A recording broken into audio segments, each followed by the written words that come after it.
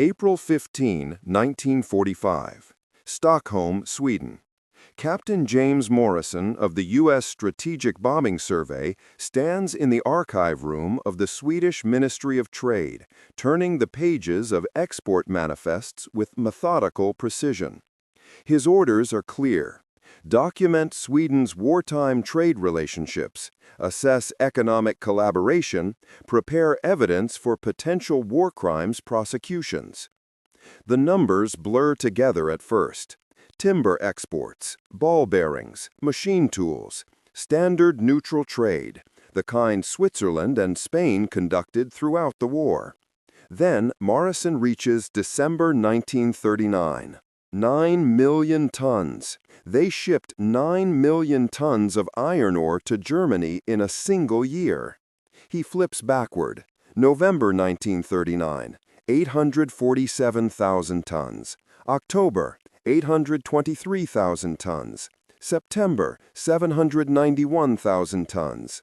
The manifests stretch back through the entire war, an unbroken chain of shipments from Swedish mines to German steel mills.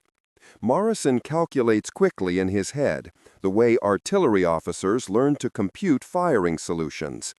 9 million tons annually. 4 years of war, 36 million tons of Swedish iron ore transformed into German tanks, warships, submarines, artillery pieces. The captain looks up at Erich Boheman, the Swedish State Secretary for Foreign Affairs, who waits patiently across the table. "You understood what this iron ore became," Morrison says quietly. "You knew it would be made into weapons." Boheman's response is neither apologetic nor defensive. "We understood perfectly, Captain. Grand Admiral Raeder told us himself it would be utterly impossible for Germany to make war without Swedish iron. We also understood that if we stopped shipping, Germany would invade us, the way they invaded Norway. We chose survival." Morrison returns to the manifests. Each entry represents a trainload of ore traveling from the Kiruna and Gällivare mines in Swedish Lapland, rolling north to the Norwegian port of Narvik or south to Swedish ports at Luleå and Oxelösund. Each ton of ore represented approximately 700 kilograms of refined steel. Each shipment represented dozens of tanks, hundreds of artillery shells, thousands of rifles. The mathematics of complicity, written in customs stamps and shipping receipts. Sweden had claimed neutrality while fueling the Nazi war machine with the single most critical resource Germany lacked, high-grade iron ore containing the phosphorus content essential for military-grade steel production. Without Swedish iron, German blast furnaces would have produced only low-quality material suitable for construction, not warfare. Morrison closes the manifest book and reaches for the next volume. There are dozens more. The evidence is overwhelming, meticulous, and utterly damning. Sweden hadn't just traded with Germany. Sweden had made the German war effort possible. The journey to this revelation had begun 6 years earlier, in the autumn of 1939, when Britain's newly created Ministry of Economic Warfare identified Swedish iron ore as Germany's critical vulnerability. Frederick Leith Ross, the ministry's first director, studied German industrial capacity with the cold precision of an accountant examining a failing business. Germany could produce approximately 10 million tons of domestic iron ore annually from mines in the Ruhr Valley, Silesia, and other regions. But German ore averaged only 28 to 32% iron content, low-grade material requiring extensive processing and blending with higher-quality ore to produce the sophisticated alloys demanded by modern warfare.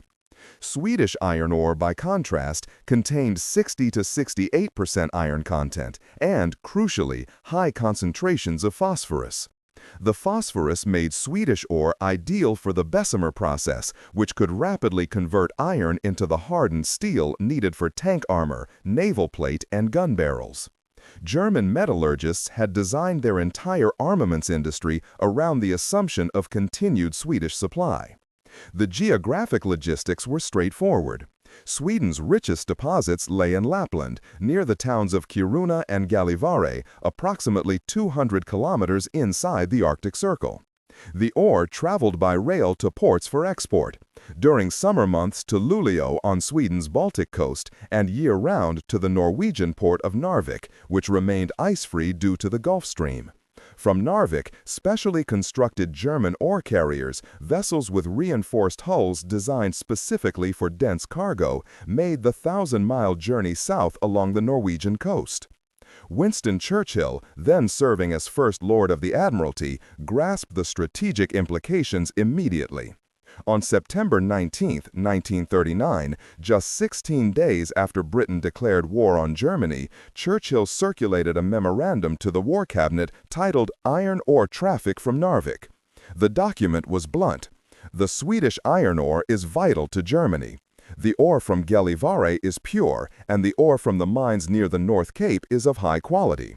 In winter, these ores can only reach Germany through the port of Narvik. If this traffic could be stopped, the Germans would be greatly hampered.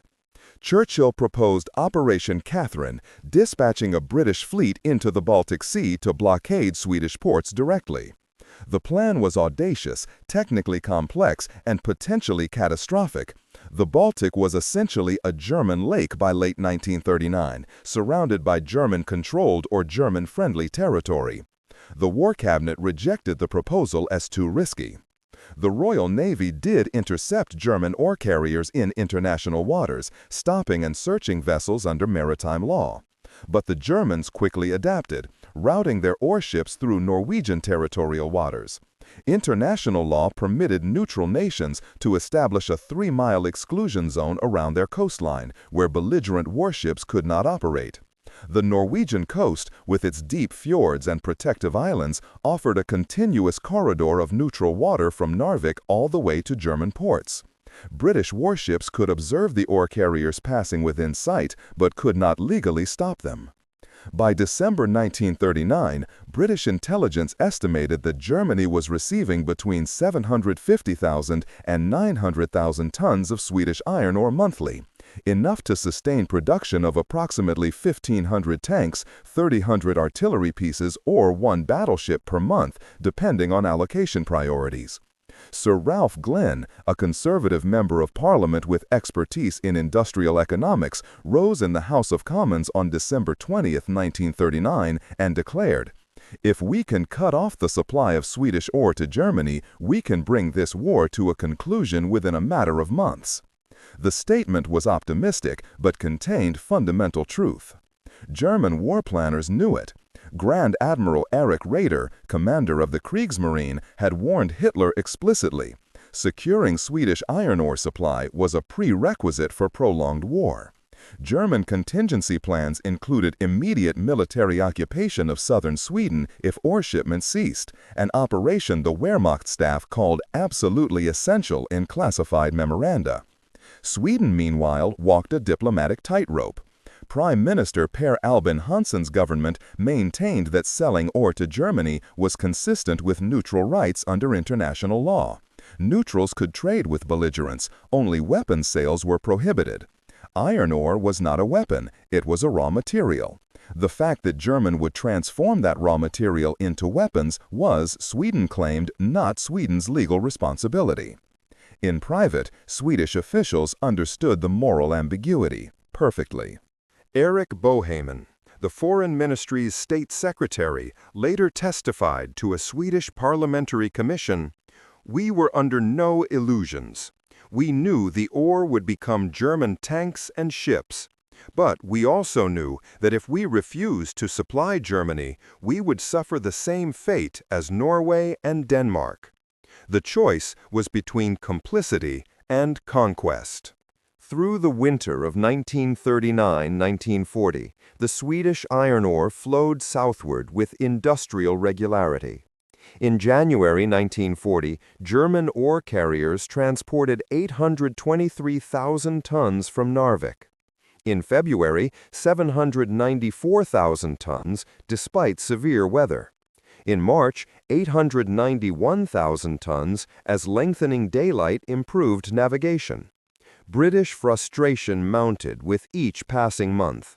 Churchill pressed repeatedly for action, circulating memorandum after memorandum, arguing that passive acceptance of the Norwegian corridor was strategic madness. The Royal Navy possessed overwhelming superiority over the Kriegsmarine in surface vessels. Britain could dominate Norwegian waters if given permission to violate Norwegian neutrality. But the War Cabinet hesitated, unwilling to antagonize neutral Norway or set precedents that might complicate Britain's own neutral trade relationships. German industry, meanwhile, optimized every aspect of iron ore processing. The Krupp steelworks in Essen developed blast furnace techniques specifically calibrated for Swedish ore mixtures. The Thyssen plants in the Ruhr established production schedules synchronized with ore carrier arrival times. By early 1940, German metallurgists could predict steel output 3 months in advance, based solely on Swedish shipping schedules. The ore sustained every aspect of German armament production. Swedish iron became the armor plate on Panzer III and Panzer IV tanks rolling off assembly lines in Kassel and Magdeburg. It became the gun barrels of 88mm anti-aircraft guns deployed across the Reich. It became the hull plating of destroyers and U-boats under construction in Hamburg and Bremen. The phosphorus-rich Swedish ore was particularly valuable for naval construction, where hardened steel plate needed to withstand both seawater corrosion and combat damage. British intelligence officers compiled increasingly desperate reports documenting the ore traffic. On March 10, 1940, MI6 station chief in Stockholm cabled London. Estimate German ore imports from Sweden currently running 280,000 tons weekly. This volume sufficient to maintain full German armament production indefinitely. No evidence Sweden will voluntarily restrict exports. Recommend immediate military interdiction. The strategic calculus was clear to everyone involved. Germany needed Swedish iron to sustain its war economy. Sweden needed German tolerance to maintain independence. Britain needed to stop the ore flow to weaken Germany. Norway wanted to maintain neutrality and avoid becoming a battlefield. These 4 incompatible objectives would collide violently within weeks. By late March 1940, Churchill's patience expired. He obtained War Cabinet approval for Operation Wilfred, a limited mining operation that would place British naval mines in Norwegian territorial waters, specifically in the approaches to Narvik. The mines would force German ore carriers to sail outside the 3-mile limit, where Royal Navy warships could legally intercept them.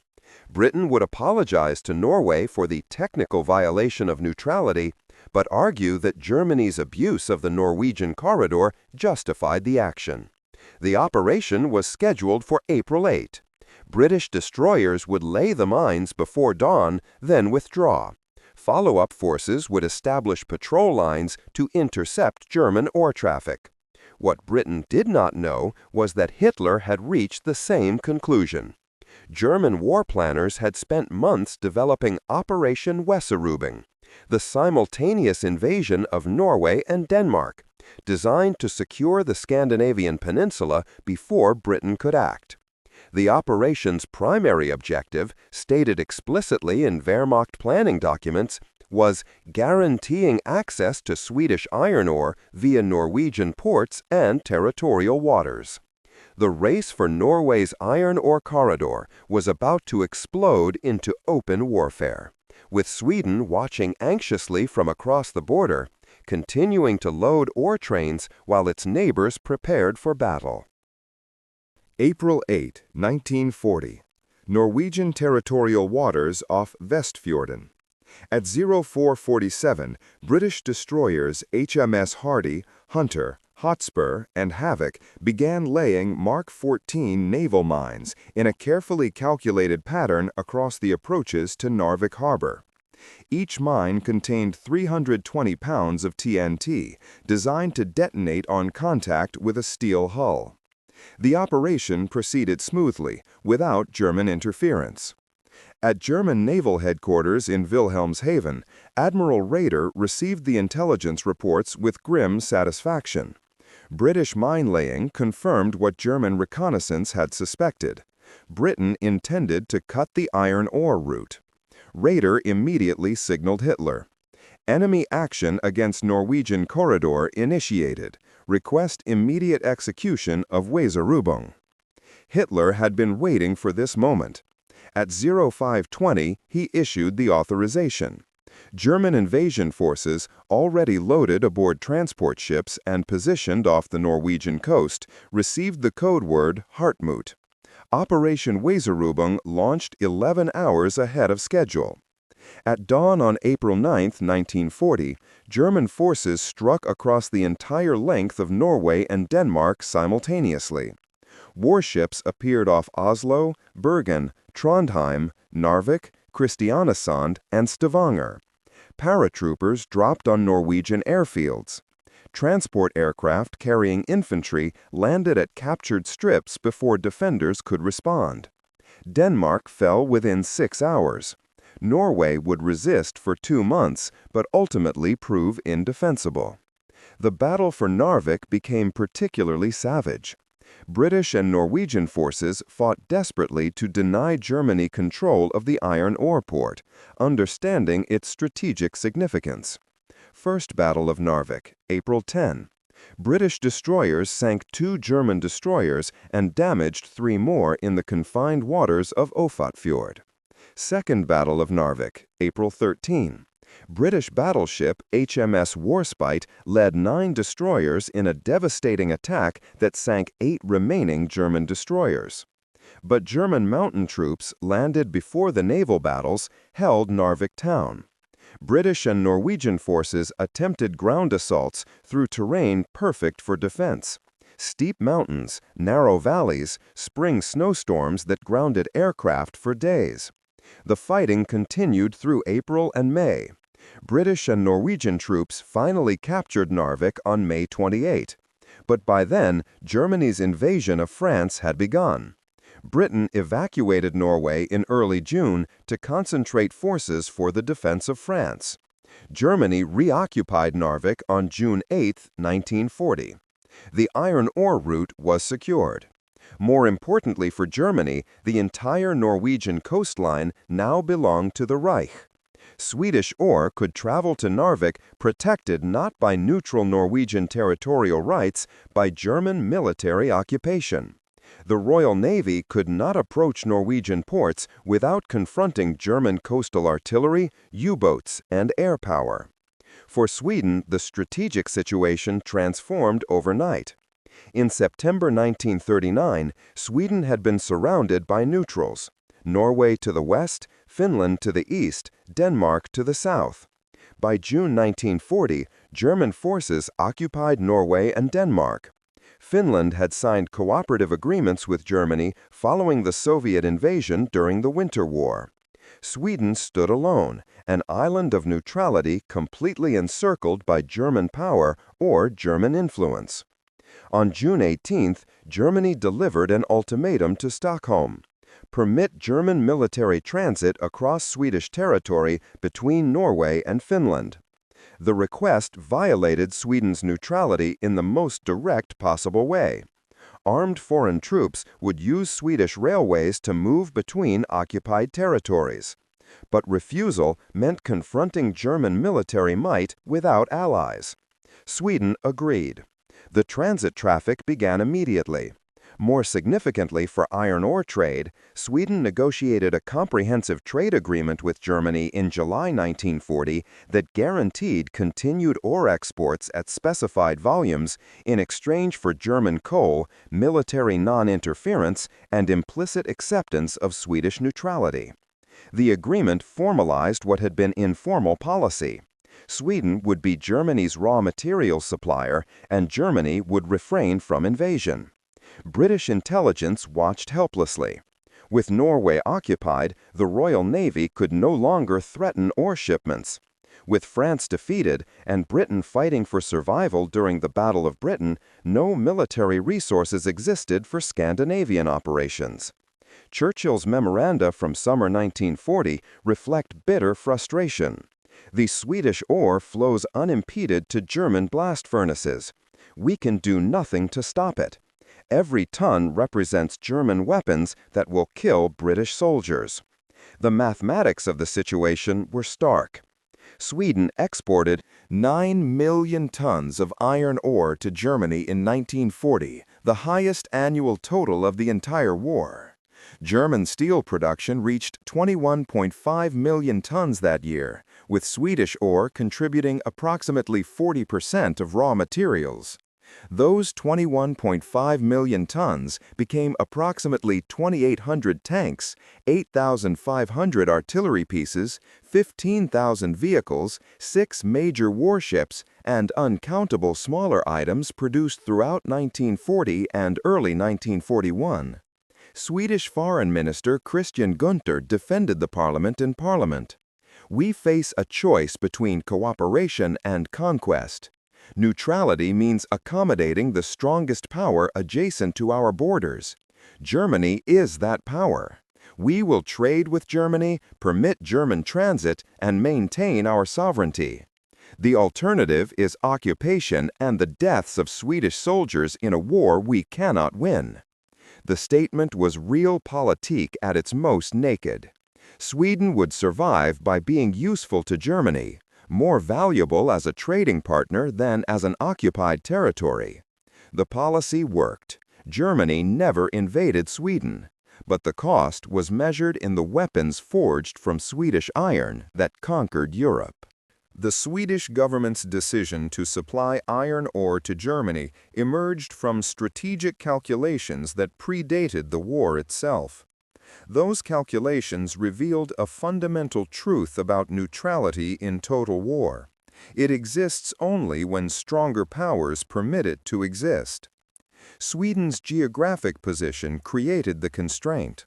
Situated between Germany to the south, Soviet Russia to the east across Finland, and the Atlantic to the west via Norway, Sweden possessed no natural defensive barriers except winter. The Swedish military maintained approximately 100,000 troops in 1939, sufficient for internal security, inadequate against German Wehrmacht divisions that had conquered Poland in weeks. Swedish defense planning recognized this reality explicitly. The requirements were mathematically simple and strategically impossible to fulfill simultaneously. Maintain political independence, preserve territorial sovereignty, avoid military conflict with major powers, and sustain economic prosperity through international trade. Each requirement depended on factors Sweden could not control. Per Albin Hansson, Sweden's prime minister from 1936 to 1946, embodied social democratic pragmatism. His government had built Sweden's welfare state during the 1930s through aggressive industrialization and export-oriented economic policy. Swedish iron ore exports generated approximately 40% of Sweden's foreign currency reserves by 1939. The mines at Kiruna and Gällivare employed 15,000 workers directly and supported communities of 50,000 people in Lapland. Shutting down ore exports meant economic depression, mass unemployment, and collapse of government revenues. The mathematics were brutally simple. Sweden needed ore export income to sustain government functions and social programs. Germany needed Swedish ore to sustain military production. These two dependencies created mutual advantage, until they created moral catastrophe. German strategic planning integrated Swedish iron ore as a fundamental assumption. When Hermann Göring established the four-year plan in 1936 to prepare Germany for war, Planners calculated that domestic German ore production could sustain only 60% of anticipated steel requirements. The remaining 40% had to come from imports, primarily Sweden. German metallurgists designed blast furnace configurations, alloy specifications, and production schedules around the assumption of continued Swedish supply. Grand Admiral Raeder's statement about Sweden's utterly impossible necessity reflected engineering reality, not diplomatic posturing. German ore averaged 30% iron content. Swedish ore averaged 64%. To produce 1 ton of refined steel, German blast furnaces needed approximately 3.3 tons of domestic ore or 1.6 tons of Swedish ore. The Swedish ore also required less coal for processing, another critical resource Germany imported. Using Swedish ore instead of domestic alternatives saved Germany approximately 2.5 million tons of coal annually, freeing that coal for synthetic oil production or electricity generation. The impossible choice confronted Swedish policymakers directly: refuse ore exports and face immediate German invasion, or continue exports and enable German conquest of other nations. There was no third option. Britain could not defend Sweden. British military resources were fully committed in France, North Africa, and home defense. The Soviet Union, which might have counterbalanced German power, had signed the Molotov-Ribbentrop Pact with Germany and posed its own threat to Swedish independence. Swedish Foreign Ministry documents from 1940 to 1941, declassified in the 1980s, reveal the internal debate. Erich Boneman, State Secretary for Foreign Affairs, wrote in a confidential memorandum dated August 3, 1940, "We recognize that Swedish iron ore enables German military aggression. We equally recognize that refusing to supply Germany invites German military aggression against Sweden. Between enabling evil abroad and inviting evil at home, we choose the former. This choice will be judged harshly by history, but it preserves Swedish lives and Swedish sovereignty." The justification rested on several pillars. First, international law permitted neutral nations to trade raw materials with belligerents. Sweden was not violating legal obligations. Second, if Sweden refused to supply Germany, Germany would simply occupy Sweden and extract the ore by force. The ore would flow regardless, but Swedish independence would end. Third, other neutral nations, Switzerland, Spain, Turkey, engaged in similar trade relationships with Germany without facing moral condemnation. Why should Sweden be held to a different standard? The third argument revealed the central tension. Switzerland sold Germany precision instruments, ball bearings, and financial services. Spain sold tungsten for armor-piercing ammunition. Portugal sold wolfram for hardened steel. Each neutral nation sustained German war capability in specific ways. But Swedish iron ore was different in scale. It was not one component of German military power, but the fundamental raw material that made German steel production possible at wartime volumes. German industrial statistics from 1940 demonstrate the dependency starkly. In that year, Germany produced 19.3 million tons of crude steel. Of that total, approximately 7.2 million tons derived from Swedish ore, based on 10.9 million tons ore imports at 66% iron content.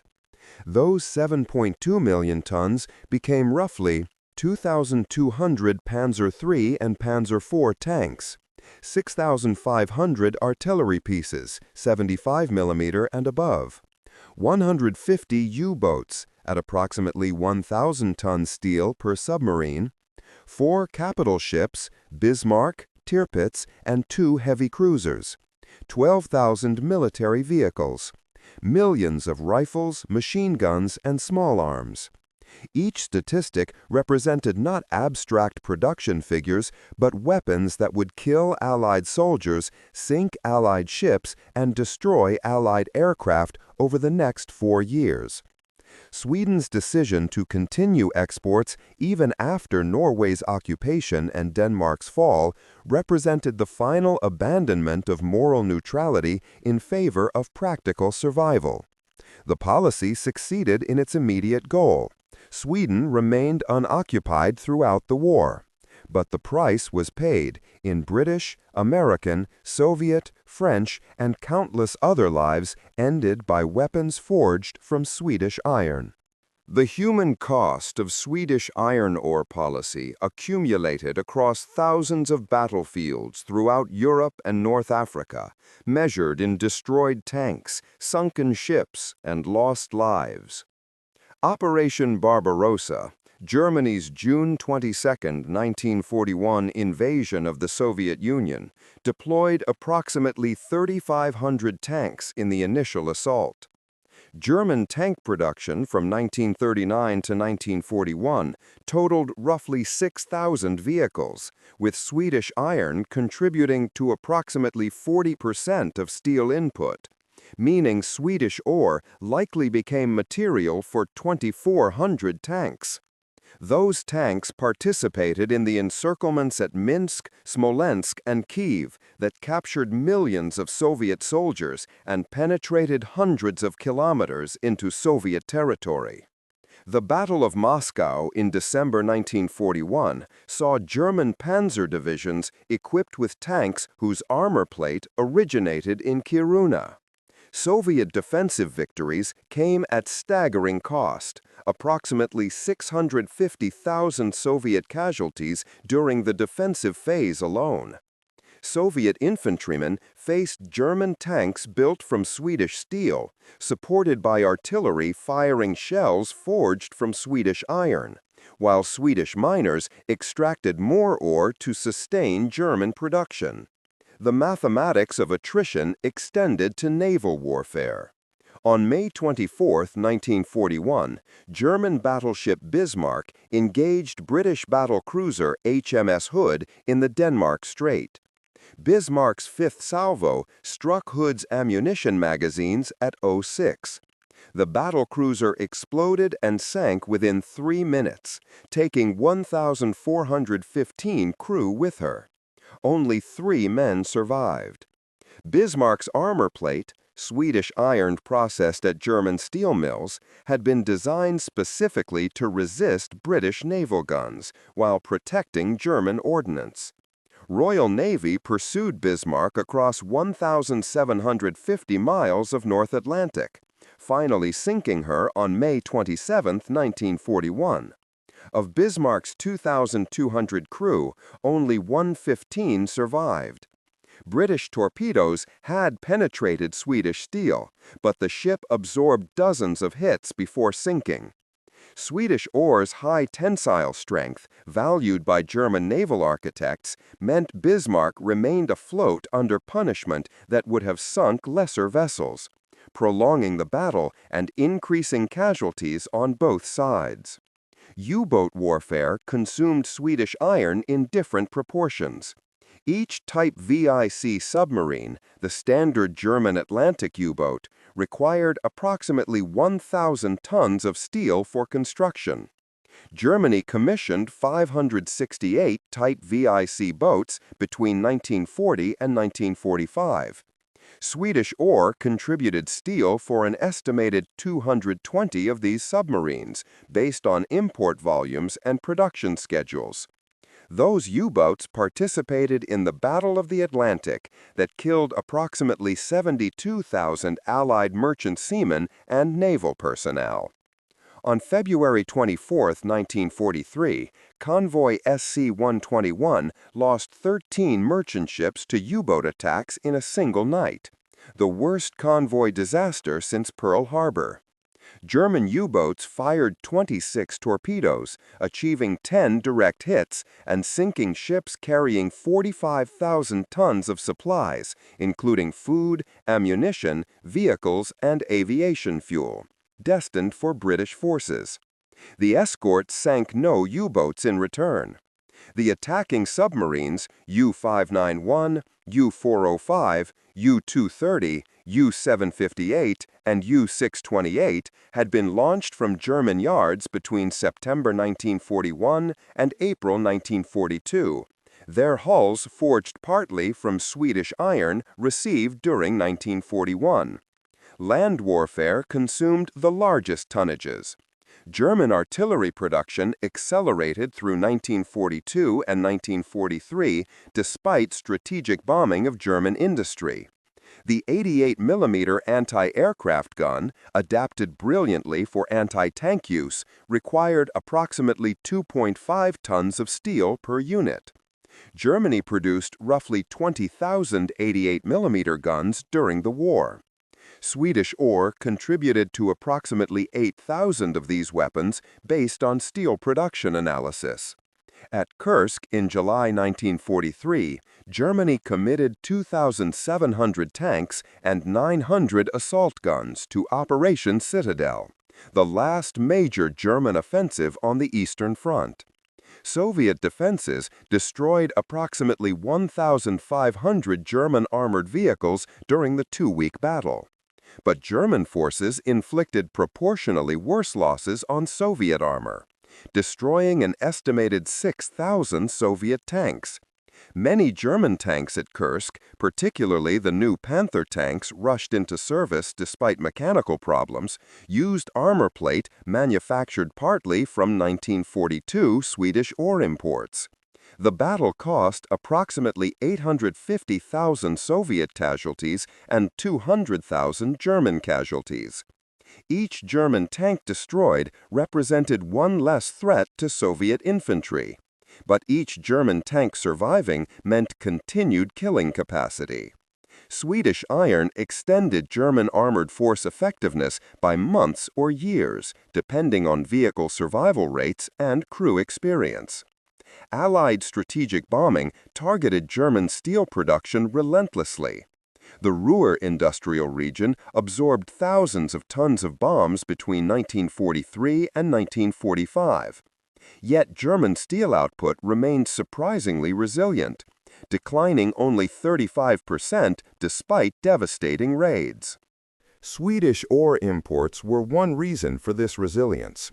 While Allied bombs destroyed blast furnaces and rolling mills in the Ruhr, undamaged facilities could process high-quality Swedish ore efficiently, maintaining output despite reduced capacity. By 1944, Allied victory had become inevitable, but Swedish ore continued flowing. In January 1944, Germany imported 823,000 tons from Sweden, enough for approximately 170,000 tons of refined steel, sufficient to produce 350 tanks, 1,200 artillery pieces, or maintain U-boat construction for 3 months. Each additional month of Swedish exports meant additional months of German resistance and additional Allied casualties. Failed modifications attempted to reduce Sweden's dependency. In 1943, German engineers developed techniques to upgrade domestic low-grade ore through magnetic separation and chemical processing. The Salzgitter steelworks implemented new blast furnace designs that could operate with less Swedish ore in the mix. But these modifications were expensive, energy-intensive, and could not fully replace Swedish imports. German domestic ore production peaked at 14.5 million tons in 1943, but still required blending with 7.8 million tons of Swedish ore to achieve military-grade specifications. Late-war desperation made Swedish ore even more critical. As Germany lost access to French iron ore after D-Day, June 6, 1944, and Ukrainian deposits after Soviet advances, Swedish imports became an even larger percentage of total supply. In the final year of war, Swedish ore contributed an estimated 55% of German steel raw materials, up from 40% earlier in the war. The final shipments departed Sweden in October 1944, when Swedish government finally yielded to intense Allied diplomatic pressure and halted ore exports. But by then, Swedish iron had already armed Germany for 5 years of total war. The last German tanks destroyed in May 1945 likely contained Swedish steel manufactured months or years earlier. Between 1940 and 1944, Sweden exported approximately 42 million tons of iron ore to Germany. That ore became roughly 27 million tons of refined steel, enough material to build 6,750 tanks, 22,500 artillery pieces, 300 U-boats, or equivalent combinations of weapons. Each of those weapons killed Allied soldiers, sailors, and airmen whose deaths might have been prevented had Swedish ore remained in the ground. Production statistics reveal the full scope of Swedish iron ore contribution to German war production with clinical precision. Total Swedish iron ore exports to Germany, 1939 to 1944. 1939, 6.2 million tons. 1940, 10.9 million tons. 1941, 10.2 million tons. 1942, 9.8 million tons. 1943, 10.3 million tons. 1944, 7.5 million tons. Total, 54.9 million tons. These exports represented approximately 36 million tons of refined steel after processing, based on 65% average iron content and typical blast furnace yield rates. For context, total German steel production 1939 to 1944 reached approximately 124 million tons. Swedish ore contributed roughly 29% of all German steel produced during the war years. Distribution by route varied with military control of territory. Narvik route, 65% of total volume, 35.7 million tons. Luleå, Oxelösund, Baltic routes, 35% of total volume, 19.2 million tons. The Narvik route predominated because it remained operational year-round despite Arctic location, while Baltic ports froze solid during winter months. German ore carriers on the Narvik route averaged 6,000-ton capacity and made approximately 920 voyages annually during peak years 1940 to 1942. Swedish mining operations at Kiruna and Gällivare employed approximately 18,000 workers at peak wartime levels. These workers extracted ore at depths reaching 800 meters below surface, operating in conditions where winter temperatures reached -40 degrees Celsius. The mines operated 24 hours daily throughout the war, with ore trains departing for Narvik every 6 hours during summer months. Loss rates for Swedish ore carriers were remarkably low. Fewer than 2% of shipments were interdicted by Allied forces throughout the war. Soviet submarines operating in the Baltic sank approximately 15 Swedish vessels between 1942 and 1944, including passenger liner Hansa on November 24, 1944, causing 84 civilian deaths. But these losses barely disrupted the overall flow. German naval escorts and air cover along the Norwegian corridor ensured ore carriers reached destination ports with near-perfect reliability.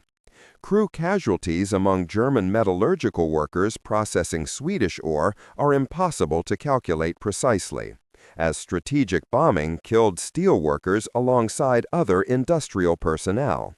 Allied raids on Essen, where Krupp processed significant Swedish ore volumes, killed an estimated 4,800 civilian workers between 1942 and 1945. Similar casualties occurred at other steel centers that processed Swedish imports. Survivor testimony from Swedish merchant seamen revealed the moral ambiguity they experienced.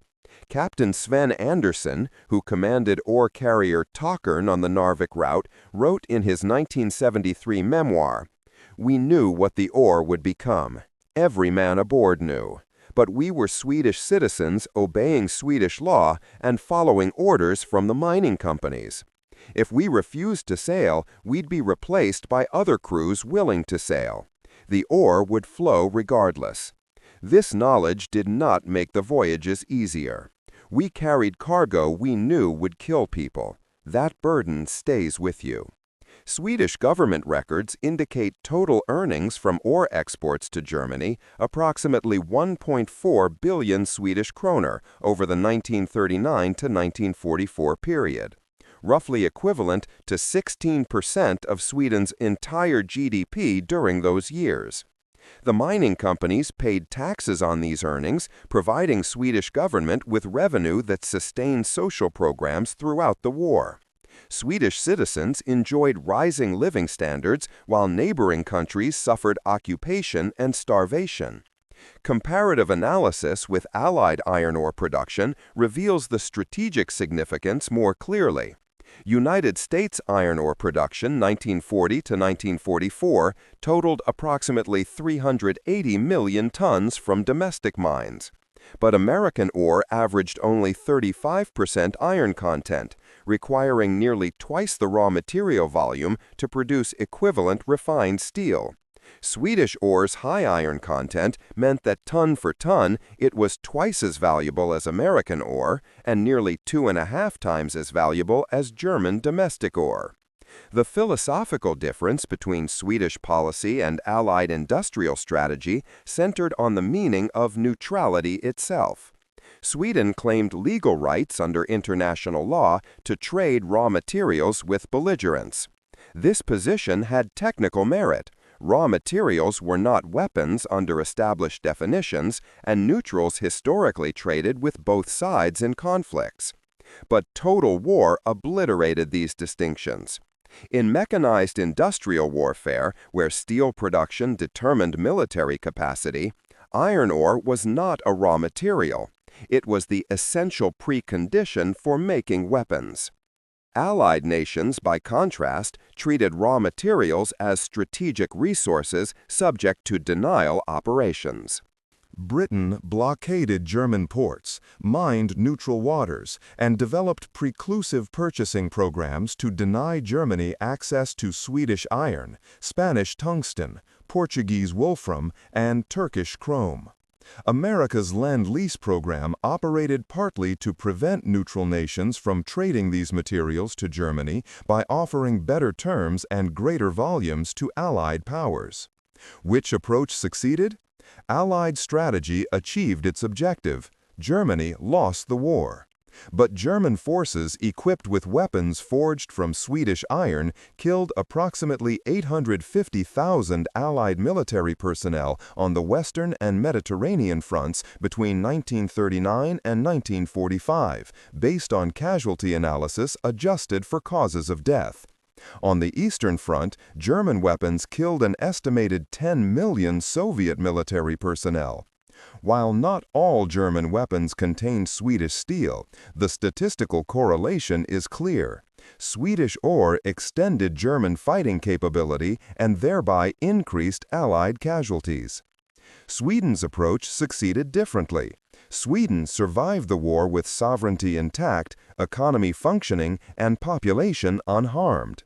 By 1945, Sweden was among the world's wealthiest nations per capita, having profited from neutral trade throughout the conflict.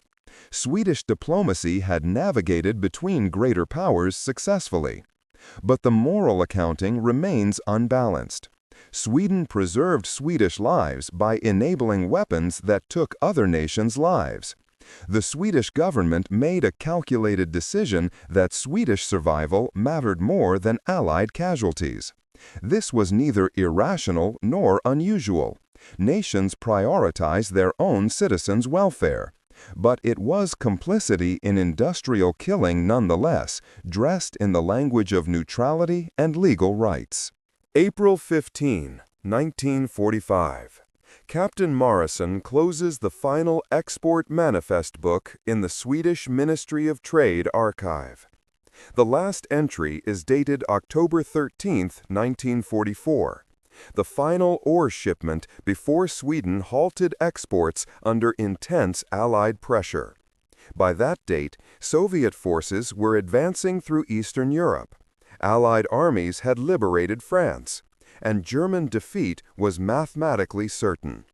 Sweden's decision to stop shipping came not from moral awakening, but from strategic calculation that Allied victory was inevitable, and continued exports would damage Sweden's post-war relationships with the victorious powers.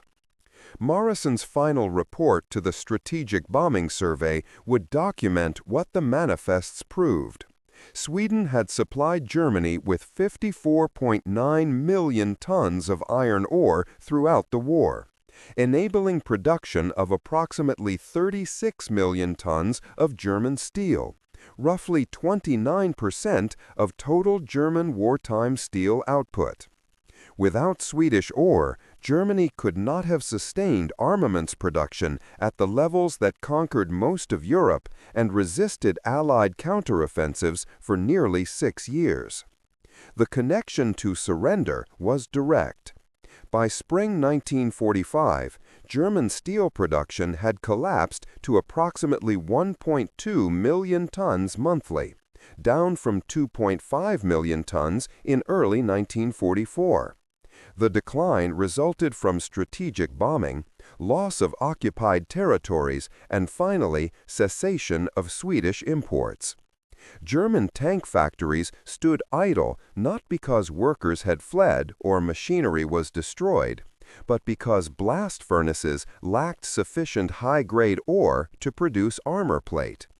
The weapons shortage became acute during the final battles for Germany itself, when Hitler's last reserves consisted of poorly equipped Volkssturm militia, because arms factories could not manufacture rifles in necessary quantities. Grand Admiral Karl Donitz, who briefly succeeded Hitler as German head of state, wrote in his memoirs, "The loss of Swedish iron ore in late 1944 represented one of several fatal blows to German war production. We could no longer manufacture U-boats, naval guns, or torpedo tubes in necessary numbers. The surrender of May 8, 1945, reflected not only battlefield defeats, but industrial collapse. We simply could not continue producing weapons." The final irony cut deepest. Sweden had supplied iron ore to avoid German invasion and preserve neutrality. The policy succeeded. Sweden remained neutral, unoccupied, and prosperous. But Swedish iron ore opened the war for Germany, equipping the Wehrmacht for invasions of Poland, Norway, Denmark, and France, and sustained the war through its middle years, arming German forces at Stalingrad, Kursk, and across North Africa. When Sweden finally stopped shipping in October 1944, the absence of Swedish ore contributed to Germany's industrial paralysis and ultimate surrender 7 months later. The aircraft that bombed London carried German steel. The tanks that besieged Leningrad rolled on German steel. The U-boats that sank convoys were built from German steel. And approximately 29% of that German steel began as Swedish iron ore, extracted by Swedish miners, transported by Swedish merchant seamen, and sold by Swedish companies with Swedish government approval. The lesson extends beyond Sweden's specific choices to the fundamental nature of neutrality in total war. Traditional concepts of neutrality, established during limited wars of the 18th and 19th centuries, assumed that conflicts involved professional armies fighting discrete campaigns while civilian economies continued normal operations. Raw materials were treated as separate from weapons. Trade was separate from warfare. Profit was separate from killing. Total war eliminated these distinctions. In mechanized industrial conflict, economic capacity determined military capacity. There was no meaningful difference between selling iron ore and selling rifles. Both enabled killing. The nation that supplied raw materials to a belligerent was not neutral. It was an unacknowledged ally that avoided direct combat while enabling combat for others. Sweden proved that neutrality was a fiction maintained by stronger powers when convenient to those powers. Germany permitted Swedish neutrality because an independent Sweden willingly supplying iron ore was more valuable than an occupied Sweden requiring garrison forces and producing ore under duress. Britain tolerated Swedish neutrality after 1940 because Britain lacked military capacity to do otherwise. The Soviet Union accepted Swedish neutrality because fighting Sweden while fighting Germany would have been strategically insane. Sweden's neutrality existed because it served everyone's interests, including Sweden's, not because international law protected it.